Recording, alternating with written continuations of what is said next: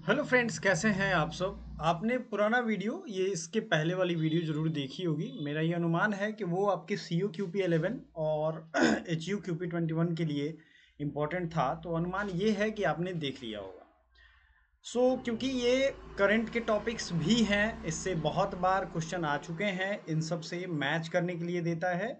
इसलिए मैंने अपना ये प्राथमिक दायित्व समझा है मेरा कि आपको ये चीज़ें मैं कंप्लीट करवा दूं टाइम से। इसका पार्ट वन जरूर देख लीजिएगा। पार्ट टू की बारी है। न्यूनतम मजदूरी अधिनियम या minimum wages act 1948, factory act का क्या है ईयर हमें जरूर बताइएगा, क्योंकि ये हम पिछले में पढ़ा चुके हैं। देखिए, दोनों पेपर के लिए ये जरूरी है। ये डिवीजन आप समझ लो, क्योंकि ये ऐसी चीज है जो दोनों में काम आएगा। फैक्ट्री एक्ट आया था 1948, पहले भी हमने बताया था। एम्प्लॉय प्रोविडेंट फंड एक्ट 1952 में। अब हो सकता है इसमें से दो चार आपने पहले पढ़े हो, तो ये मत सोचना कि स्किप कर दें, क्योंकि ये आपका निकल जाएगा मौका। पेमेंट ऑफ वेजेज एक्ट 1936, 1936 में पेमेंट ऑफ वेजेज एक्ट आया था। ये पेमेंट ऑफ वेजेज एक्ट का क्या काम होता है? आपको अगर कहीं जॉब मिल रही है तो आपको एक निश्चित टाइम शेड्यूल के अंदर उसकी सैलरी देनी है। ठीक है, ये इसके रूल्स हैं, इसको आप अवॉइड नहीं कर सकते, नहीं तो पेनल्टी लगती है। Minimum payment of wages act. Bonus भुगतान अधिनियम, तो पेमेंट ऑफ बोनस एक्ट जो है वो 1965 में है। कब है? 1965 में। समान वेतन अधिनियम 1976 में। इक्वल रिम्यूनरेशन एक्ट, मतलब अगर कहीं महिला पुरुष या किसी और कोटि के लोग हैं जो नौकरी कर रहे हैं, तो सबका एक समान रेट से उनको दिया जाएगा पेमेंट। ठीक है। औद्योगिक विवाद अधिनियम, इंडस्ट्रियल डिस्प्यूट एक्ट।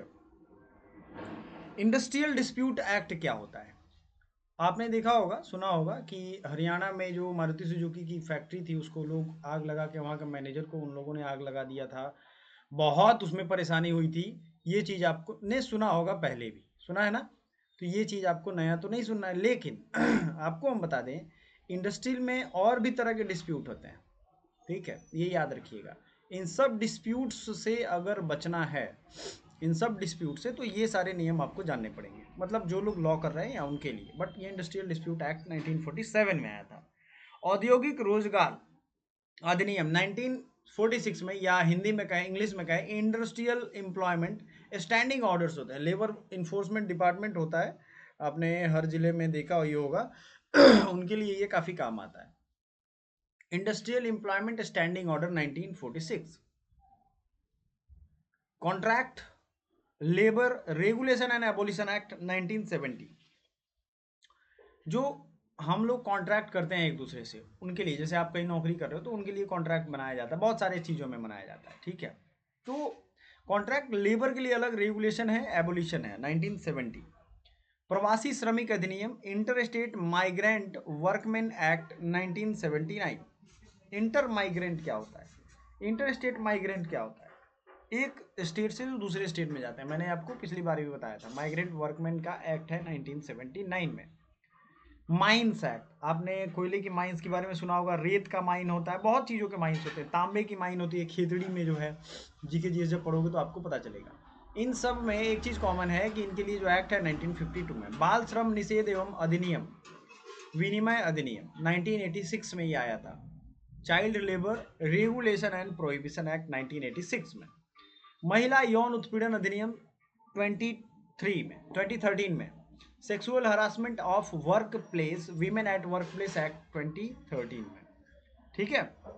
अब बहुत सारे बच्चे सी यू क्यू पी 11 और एच यू क्यू पी 21 का फ्री मॉक टेस्ट ढूंढ रहे होंगे। आप आइए हमारे ऐप पे, फ्री में मॉक टेस्ट अवेलेबल है, टेंशन ना लो। आपको मजा आ जाएगा मॉक टेस्ट दे करके, कोई पैसे देने की जरूरत नहीं है। अगर हाँ आप चाहते हो कि और भी बेटर ज़्यादा मॉक टेस्ट लगाओ, तो आप परिचित कर सकते हो। Sexual harassment of women at work place 2013 में आया है नए सिरे से। असंगठित श्रमिक सामाजिक सुरक्षा अधिनियम, unorganised workers social security act. Unorganised workers जो हैं उनके लिए 2008 में ये एक्ट आया। मजदूर क्षतिपूर्ति अधिनियम 1923, एम्प्लॉइज कॉम्पेंसेशन एक्ट 1923। एम्प्लॉय का जो कॉम्पेंसेशन होता है 1923 में। ईएसआई अधिनियम, एम्प्लॉइज स्टेट इंश्योरेंस एक्ट 1948।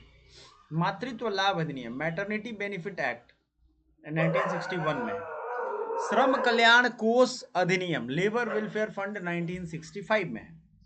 ठीक है, लेबर वेलफेयर फंड होते हैं जिसमें आप कई तरह के मुआवजे या इनकी बात होती है। ग्रेचुइटी भुगतान अधिनियम 1972 में है। ग्रेचुइटी भुगतान अधिनियम 1972। ठीक है, पेमेंट ऑफ ग्रेचुइटी एक्ट 1972 में, पेमेंट ग्रेचुइटी के लिए जो पेमेंट का प्रोसेस है वो 1972 में है। बीड़ी और सिगार श्रमिक अधिनियम यानी bidi and cigar workers conditions of employment act 1976। ठीक है, बीड़ी और सिगार के लिए जो श्रमिक थे उनके लिए अलग रूल है। आप पटना में जाओगे या कहीं भी तो बहुत सारी गलियों में या लोग बनाते हैं, छोटे छोटे दौरी में रखे रहते हैं। दौरी कहते हैं मतलब एक बकेट टाइप, ठीक है, उसमें लोग रखे रहते हैं। भारत में ट्रेड यूनियन अधिनियम क्या, इंडियन ट्रेड यूनियन का एक्ट है 1926 में। पार्ट 1 जरूर देखिएगा, अदरवाइज आपको इसमें बहुत चीज़ें हैं जो नहीं लगेंगी। ठीक है, तो ट्रेड यूनियन का एक्ट 1926 में है। Employees employment exchanges compulsory notification of vacancies act 1959 में है।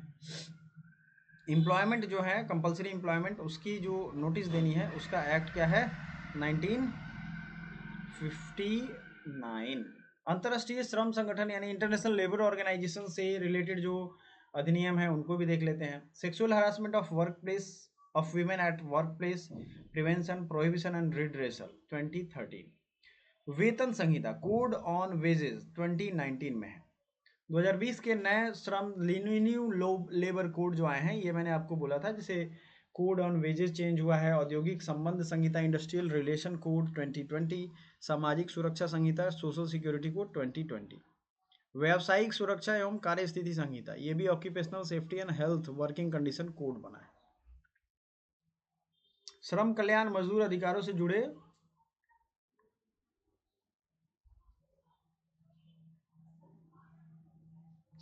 अधिनियम है, जैसे मिनिमम वेजेस एक्ट है, पेमेंट कौन किस कैटेगरी का है ये आप देख सकते हो।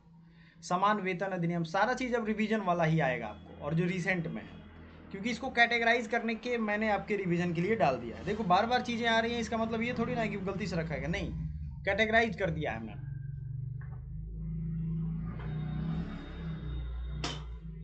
ठीक है, सामाजिक सुरक्षा से जुड़े अधिनियम, कर्मचारी भविष्य निधि 1952, ESI 1948, एम्प्लॉय कॉम्पेंसेशन एक्ट, ये आपने पहली बार सुना होगा तो 1923 है। पेमेंट ऑफ ग्रेचुइटी 1972, असंगठित क्षेत्र के जो है उनके लिए 2008 में भी आया है और उसके बाद भी ये चीज़ आया है। सामाजिक सुरक्षा संहिता 2020 में आया है। औद्योगिक विवाद में इंडस्ट्रियल डिस्प्यूट एक्ट 1947, औद्योगिक रोजगार अस्थायी अधिनियम 1946, ट्रेड यूनियन अधिनियम 1926, औद्योगिक संबंध संहिता 2020, कारखाना अधिनियम 1948, खान अधिनियम 1952। तो देखो आप इसमें कई तरह के आपको दिख रहे होंगे, अलग अलग लेवल पे ये चीज़ें भी दिख रही हैं। पुराने श्रम कानूनों को बदल गए हैं ये सब चीज़। अब श्रम कल्याण कोष का आपने देखा होगा 1965 में राष्ट्रीय अपंगता अधिनियम, person with disability equal opportunity and protection of rights and full participation act 1995। इसके बाद इसको 2016 में अमेंड भी किया गया है ऐसे एक्ट पर्सन विद डिसेबिलिटीज़ के लिए। और भारत में अपंग व्यक्तियों के अधिकार यही है, rights of person with disability act. स्वास्थ्य और सुरक्षा अधिनियम, health and safety eight workplace act, पर्यावरण संरक्षण अधिनियम 1986। ठीक है,